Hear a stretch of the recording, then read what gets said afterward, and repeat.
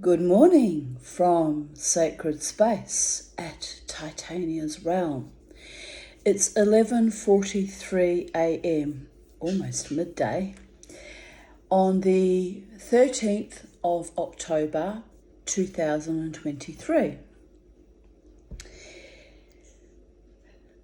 I'm making this video, I got up at 10, so I feel quite drained today. I had a reasonably good night. I only got up twice during the night, so that's okay. And I seem to be getting better because the last 3 to 4 days I've only been getting up twice a night, so that's infinitely preferable to getting up 8 to 20 times a night, which was killing me. Anyway, I'm wanting to record my dream because I am the psychedelic dreamer, and it's stayed with me. Usually, if they're not really important, portents, they float out of my mind within minutes of waking up. But if they're vivid enough, and if there's enough imagery and enough emotion attached to the dream, I tend to remember them, and therefore I think they're worthy of being recorded or documented. If nothing else, just as a story I tell myself about my synapsing, slowly disintegrating brain, right? Just fixing up my earrings there. Anyway, so I woke up, as I said, at 10 o'clock from a dream, and it was a very unusual dream because my father was starring in it. I don't like my father. Didn't like him much when he was alive. Did love him deeply as a child because children are, it's their safety mechanism, isn't it? Survival mechanism. But anyway, we were estranged for many years before he died. And I'm okay with that to this day. He wasn't a safe person to have around myself or my daughters, and that's just the way it was and the way it is. So you can imagine my astonishment when I woke up this morning having dreamt of him. Quite astonishing. So I'm trying to think how the dream started and finished. So yeah, basically the dream began with it was a very peculiar dream, very peculiar, which is why I'm recording it. I'm walking down a street. It actually looked like somewhere in Woolloongabba. I don't know why I think that now, but it was just sort of this very straight road, and we were on the sidewalk, walking, the pavement, walking on the left-hand side, going up the street. And my adult daughter, in the dream she was the age she is now, was with me. And my father, who in the dream looked to me how he looked when he was in his 60s. He didn't look very old. He was sort of just a few years older than I am now. And but I knew he was my father, and I acknowledged him in the dream. Referred to him as Dad. It was definitely looked like my father. It's just the age was a bit unusual.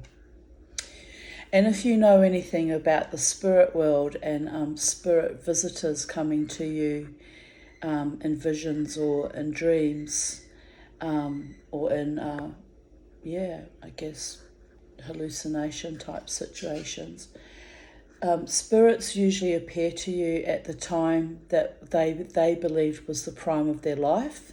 So they can come to you looking like a child, if that was the best time of their life. Or they can come to you looking like an old man, or they can come to you in their literal sexual prime, like 20s or 30s. My father-in-law of blessed memory used to appear to my mother-in-law after he died as a young man in his early 20s and would demand sex from her, which was odd, but I actually didn't believe her initially until the time I was making her a cup of tea and I could see his big old leather lazy boy, which was a very large, heavy chair, rocking to and fro when there was no windows open or door open and no breeze. So I realised she wasn't lying about seeing him. He was indeed a presence in the house for about 12 months after his death. So I'm segueing into that because my father appearing to me as himself in his late 50s, early 60s was a bit odd. But in the dream, I didn't pause for thought that he was younger than he should be, comparative to my age now. He actually died 3 days short of his 89th birthday, so that was in 2017. So, what is it now? 6 years later, he would have been 95. So one would have expected that he would appear to me at his real age now, comparative to me. But no, he's walking up the street with us, up along the pavement with us, my daughter and I. My daughter looking quite uncomfortable actually, which is true to form. In real life we would have been uncomfortable that we had him with us. And we're walking up the street and I sort of looked at him and I thought there's something a bit strange, and it's only now that I realise it was his age, being younger than he should have been in reality. But bear in mind it's a dream and dream imagery, but I find that interesting, of note. So we're walking up the street, up the along the sidewalk or pavement, and my father's with us, and true to real life, he's agitated and on the edge of anger, heightened, and my teeth are literally on edge. Even in the dream, I'm like, waiting for the blow up, and my daughter's just walking along with her head down, and I look at her a couple of times into her face. We're all so estranged at the moment. We have these regular periods of estrangement, which is odd, but I don't have time for toxic people in my life. If you're not in my life and you can't support me even when I think I'm dying, even though I may be wrong about that, but if you can't support me when I'm unwell and I state that I feel like I'm dying and I'm needing support, fuck off. Like, even if I'm dying, it's preferable to die alone than with people who are vicious and toxic and don't have my back or my front. Sorry, it's a warrior goddess attitude that I have developed after years of trauma. If you're not with me, you're against me. And if you're not against me, but you just can't support me in any ordinary, reasonable, caring way, then just go. Like, I'd rather people leave my life than be a constant source of pain and irritation and distress. I'm used to being alone. Even when I was married, I felt alone. When I had family around, my mother and her, her partners, I was alone. I had no support growing up. None. Really none. Just a friend down the road that I could run to, and that was it. And probably if not for that woman, I would have died as a child. I had no support in my marriage. I was surrounded by enemies. That's the reality. And now my adult daughter mocks and derides me when I tell her I'm very ill and I think I'm dying. Fine, fuck off. Like, it hurts. It will always hurt. But there's nothing I can do to make these people love me, right? I've done nothing wrong, by the way. Just mentioned that I'm getting old and frail and fragile and vulnerable, and they'd rather kick my face in the dirt than support me. Then they're not safe to be in my life, especially when I'm getting more and more weak and more vulnerable. I'm not having it. I'm not having it. I'm just not having it. So maybe the purpose of the dream was to bring those emotions to the fore, who knows. And don't get me wrong, I love my daughter. She's the last member of my family that I constantly strive to maintain some relationship with, because she's the only one, Kenobi, that actually has put in the effort to reconcile time and time again, only to turn toxic again. So it's toxic. It's awful. It's just awful. Anyway, in the dream we're walking up the street, feeling uncomfortable with my father in our presence, right? And we walk, it's at night time, and we're looking up at the stars. It's a beautiful night sky, really beautiful night sky. And because the only gift my father gave me, really, apart from my articulation and my fierce determination to survive, there's two gifts, and but the other gift he gave me was a love of nature, because I think, consciously or unconsciously, both my parents understood that I am a shaman, and I connect to nature, and I actually feel more alive and feel more resonant, I guess, with nature. Nature is my mother. Nature is my father. In the Māori tradition, Papa Tuanuku and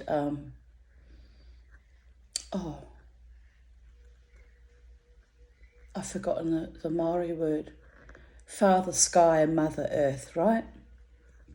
I'm not Māori, but I was trying to bring that into the story, because Father Earth and Mother Sky are typical gods, deities of most Indigenous traditions, including, the Viking tradition, although they refer to it as Odin and Thor, and their pantheon are also connected to nature, just different names, same energy.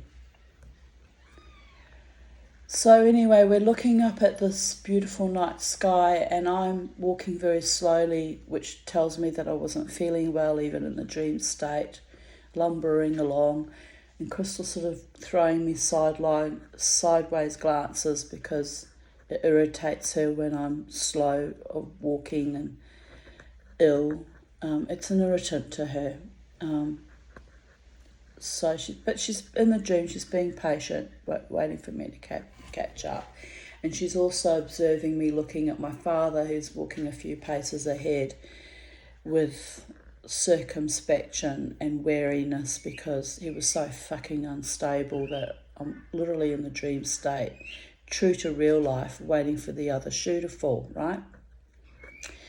So I can see him flapping his arms around, and he says to me, turns back and he says to me, I'm hungry, let's go to feast. Which feast is, I don't know if they're still operating, but it's actually like a smorgasbord type restaurant, where like a buffet, where you can have as much as you want to eat for a certain price, and you can engorge yourself on that. My father absolutely adored smorgasbords. Like myself, he had a very large appetite, and but he used to really go overboard at smorgasbords, to the point where it was actually embarrassing. And the same with my daughter's father, my ex-husband. It was just crass how they would behave. And don't get me wrong, I like eating too, but they would do things like pile their plates so up high that the food was just about sliding off, and it was just pure greed, unmitigated greed. And there's no need to behave like that, really, unless you're starving in a time of starvation where you haven't seen food in a while. But this is just, anyway, I digress.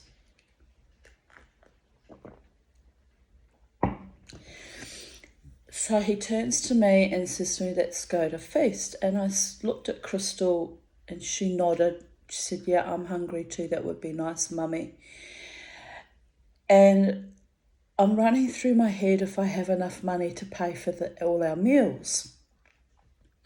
And I'm thinking, oh, it's probably $40 for Dad, and I'll get a concession discount, so it's probably $30. And I'm running it through my head. It was really strange how I was quickly running numbers through my head. And I'm like 30, and probably 40 for Crystal, so it's like 80, 110. And I'm thinking, oh, how much have I got in my purse? And so there was this moment of anxiety, crunching numbers, which is true to form. I would do that if I was, having to pay, being worried that I had enough money. I do that to this day. The odd thing is, though, I probably wouldn't have been expected to pay for everyone. But in the dream, I automatically assumed that I was paying for everyone, that I would be paying. So I looked at Crystal and I said, yep, that's okay, we can go, I'm hungry too. So we're walking along the street towards where Feast was supposed to be. And suddenly these 4 big disc-shaped lights in the sky, they were like that big, looking up at the sky, right? Not directly above our head, but just a little bit to our right, like 2 o'clock, So all 3 of us look up, because there was no sound, but it was the lights that drew our attention to the sky. And we look up and there's these 4 discs, and they were flying in formation like a diamond shape. Now, I'm often being shown diamond shapes in my dream state and even in my trance drummings, but I think that's because I live in Diamond Street. It's just my subconscious resonating with, the name of my street and my address. I think that's what that is. But it's interesting how I'm constantly being shown shapes like that. Even these 4 round discs were, creating that diamond shape. So I'm watching them flying over, and I'm very silent and a bit astonished. And my father says, oh, look at the UFOs. And Crystal says, UAPs, Granddad. And so he shoots her a look because she corrected him, And I just look at her and I nodded and I went, UFOs or UAPs is what they are. And we all kind of froze. There was this moment in the dream and in the timing in the dream where we just froze. And then Crystal looked at me and she said, what are you waiting for, Mum? And I went, I'm waiting for them to abduct us.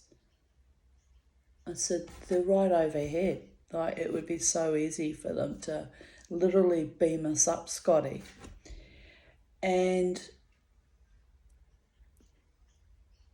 she looks at me and she says to me, how do you know that we haven't been abducted already and we've been put back here and we've lost time?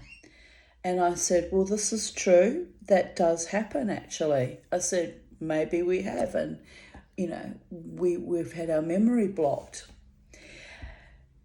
And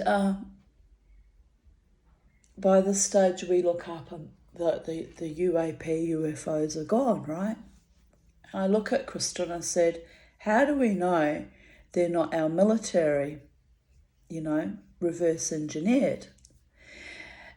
And she looked at me and she went, we don't. And this is the problem. How are we going to know when there's a real invasion and from something extraterrestrial when we're saturated now with all these fake copies? You wouldn't know. Well, they're not fake copies, but reverse engineered. You wouldn't know. So I looked at her and I nodded. But then I had this chill of absolute terror run up my spine. And I looked at her and I sort of turned to the left and, to the, north northwest, and I said to her, I think they're still here, and I think this is an invasion. And then she looked at me and she said, Mummy, they already invaded. We just weren't told. And I nodded. And even in the dream state, I said to her, yes, that explains COVID very well, how we were mass formationed, brainwashed into something that was not good for us. I said, I believe we have been invaded also. And I do believe that in real life, not just in the dream. I believe that we are under constant attack now on multi-pronged levels, not just the COVID epoch, but everything, every aspect of our lives has been altered. And perhaps we've entered another dimension, I don't know, but things are not the same. Things are not the same, and yet the evil that has permeated our planet is the same as what I've been accustomed to be living amongst. So it's same shit, different day, but there is a distinct flavour that is not human, and that's how I feel about it, people. You don't have to agree with me, but don't silence me, because my intuitions invariably are not too far off the mark, if not 100% proven correct down the track. And those that know, by the way.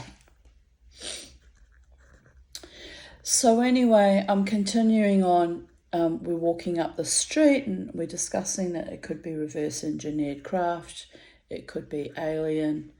I said, but how interesting that they flew in a formation like that, almost a human type flight formation that the Air Force will fly in.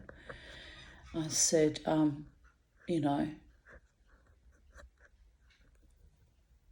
but I think that diamond shape does relate. No, I think that does relate to the fact that I live in Diamond Street. I think it's just something that's dredged up from my subconscious. So we'll leave it at that there.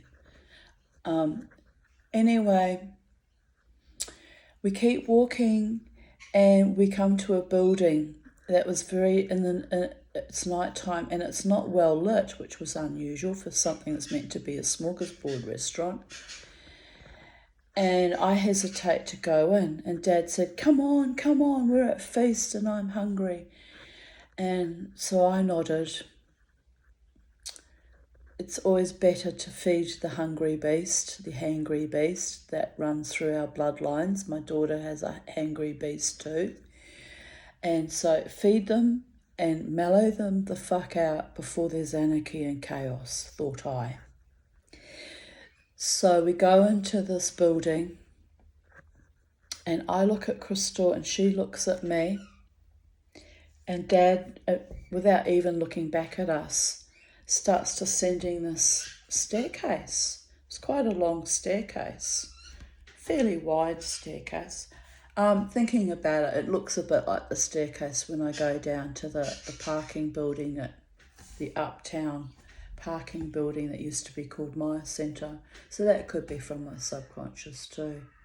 But anyway, it was quite a steep staircase, but the steps were painted white and they were fairly well lit, like you could see where you were walking. And I said to Crystal, I don't remember walking down all this frickin' staircase, having to descend down to get into this restaurant. And she looks back to me and she says, neither do I. But my father's already half, like 10 steps down, and he's looking back going, come on, I'm hungry.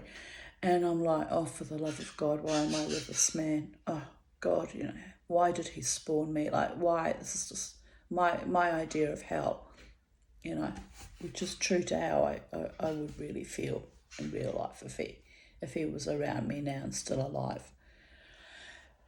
I just couldn't bear with that man. It was just appalling. So anyway, we're going down the stairs. We proceed to go down the stairs, and I'm holding onto the railing.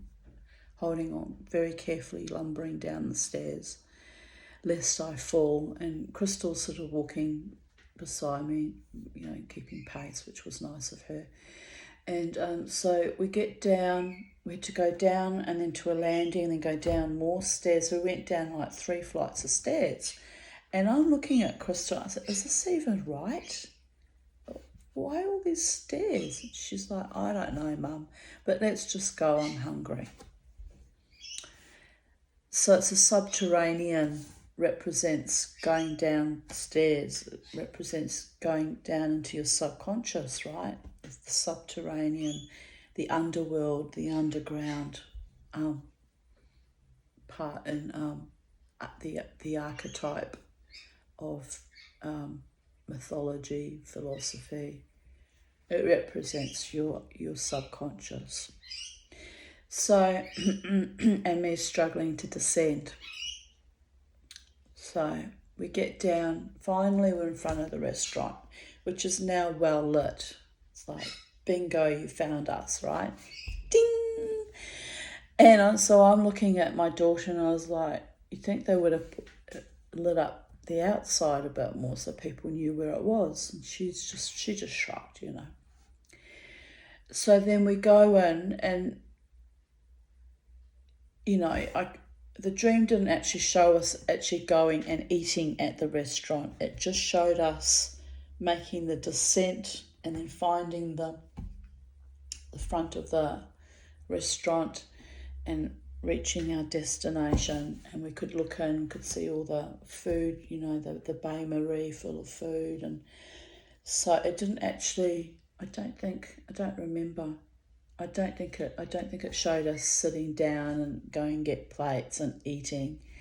But of course, I know what's going to happen with my father. It'll be just, a shit fest, him getting massive big platefuls of food and eating, and that's fine, that's how it was for him when he was alive. And so that was basically the end of my dream. I woke up from that. But the biggest part that, the imagery that struck me, apart from the fact that my father was younger, and was the UFOs, the UAPs flying overhead in formation. And there were 4 of them. I saw 4 UFOs. We used to get teased many years ago, when my children were at Sinai College, because we did indeed see 4 UFOs flying together in formation. So maybe it's an old memory that my subconscious has, vomited up from the past, because that we did actually see that one time. Jared, both my daughters and I, when we were sitting in the car in the queue in the drive-through for Hungry Jack's. And of course no one believed us, but the thing that struck me was, if all 4 of us saw it in our car, and there was a car in front of us and a car behind us, and we were actually looking at these craft right in front of our head, like,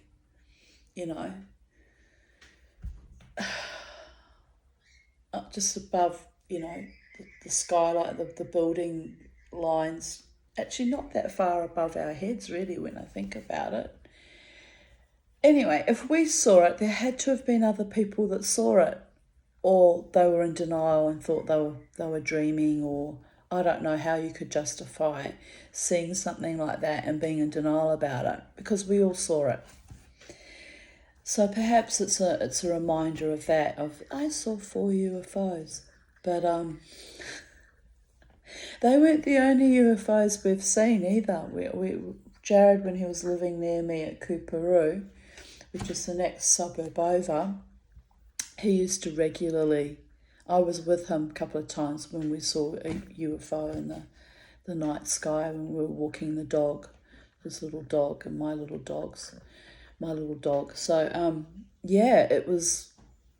it was bizarre. Like, we've seen a few in our day. I don't think we've been abducted, but then I have no memories. So it's vaguely possible, but I don't think so. But we have definitely seen craft in real world, not just in my dream. So it was interesting that I had that dream about the UAP craft this morning, because last night I was actually watching Linda Moulton Howe, and she was talking, her episode last night was talking about how we are kind of cloned in these glass containers, and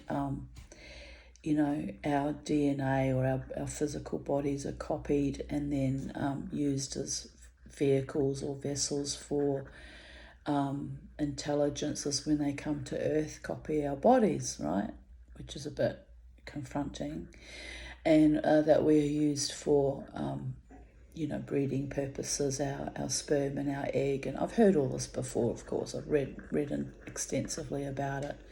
So maybe that triggered my dream this morning as well, although I wasn't dreaming about the harvesting or the breeding program, but just seeing the craft. But as I said to you, I firmly believe that we are under some kind of invasion that is non-human. I don't know for certain that it is alien intelligences.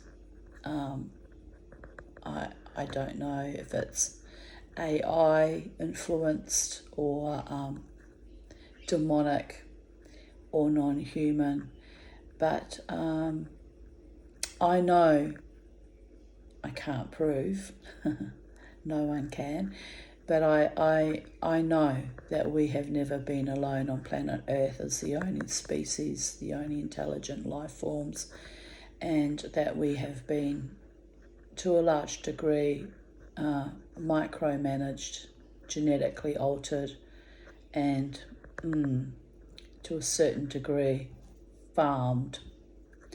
If you look at how the COVID rollout was managed, that was a clear example of micromanaging and control and brainwashing, and again, gene altering. Not cool, people of Earth. Not fucking cool. But I was one of the few people that spoke against it, and which is a great worry that I was one of the few.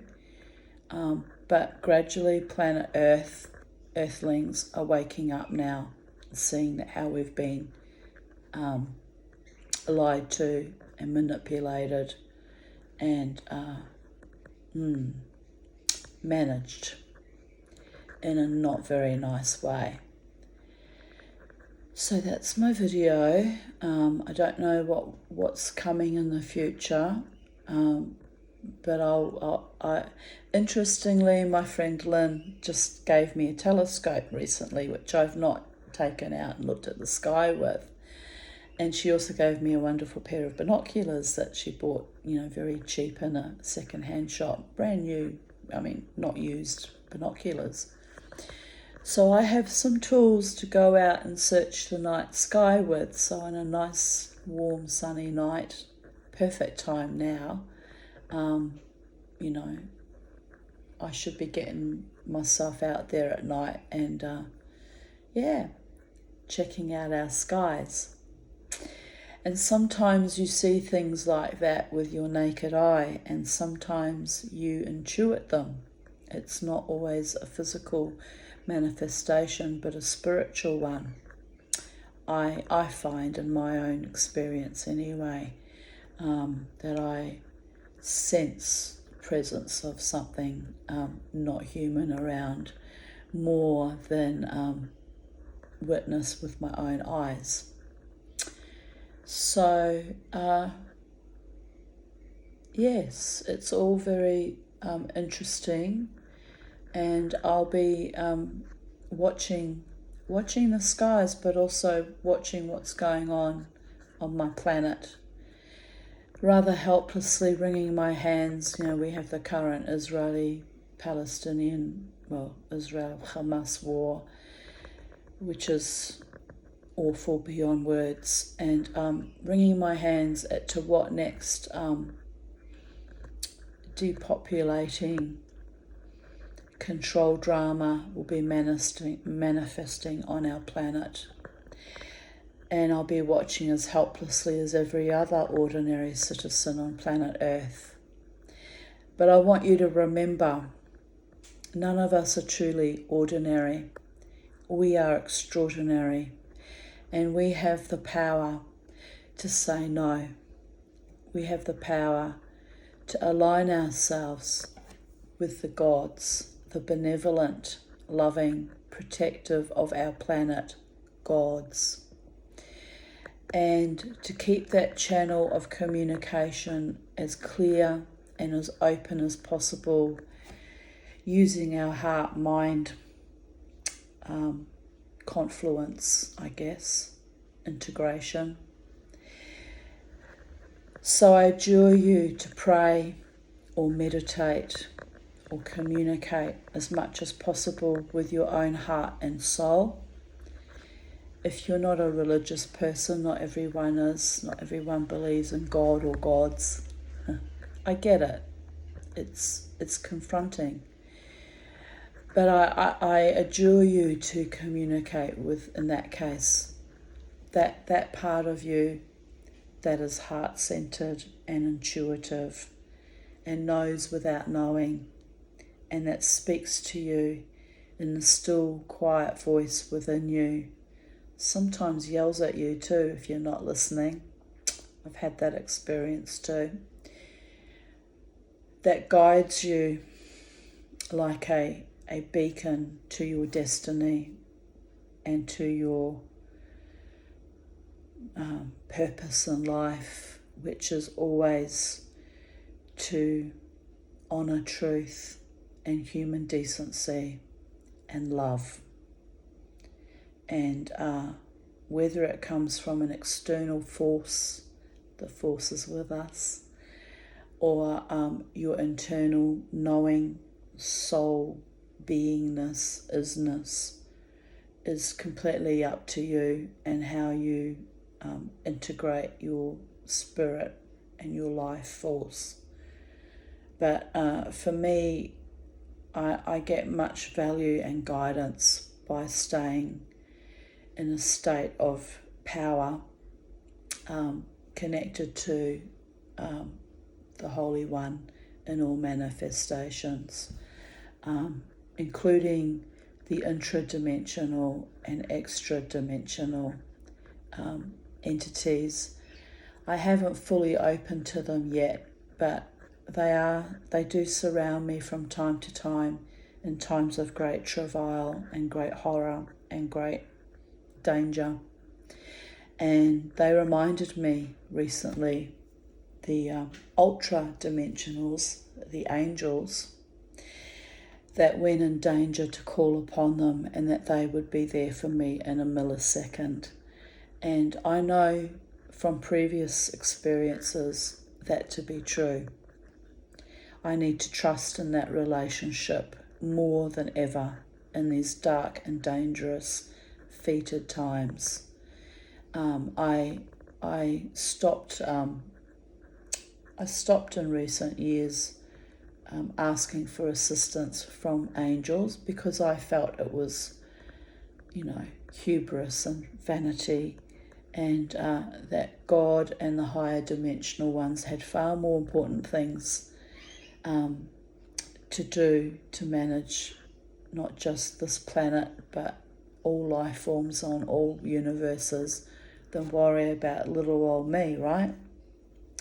And I forgot that inside of me, I too am a God or an aspect, a spark of the divine, and that I have as much right as any other sentient, living, breathing, osmosing, looking at the trees, thinking how they breathe through photosynthesis.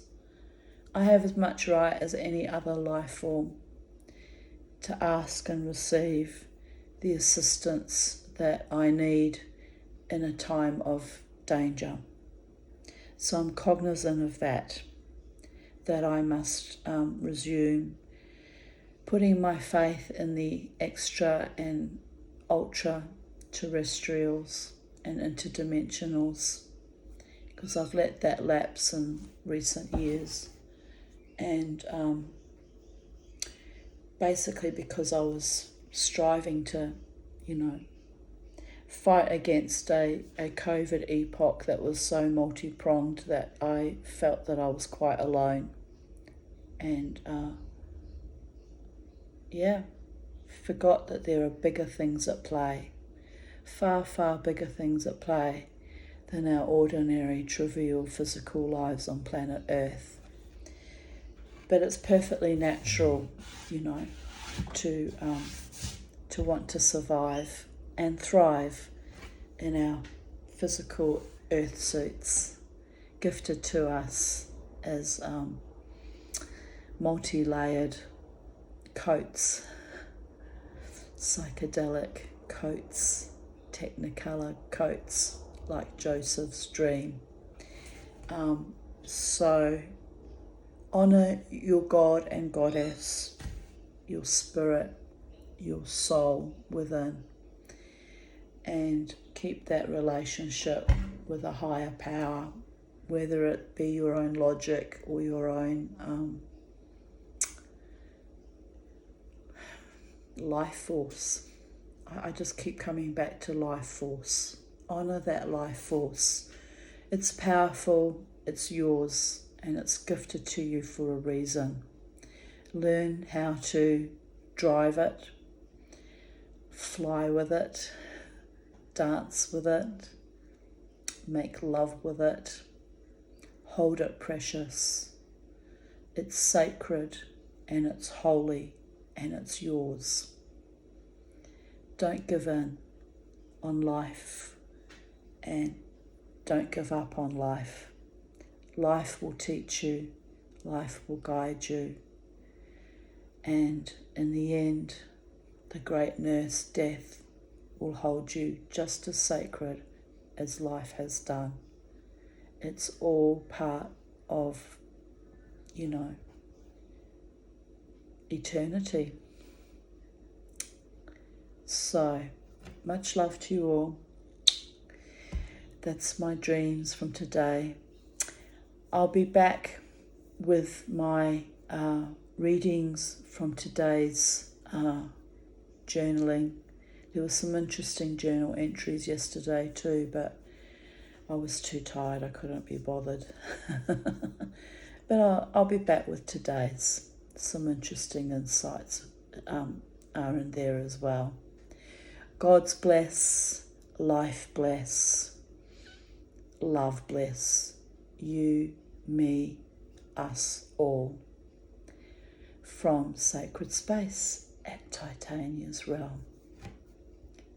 Bye for now.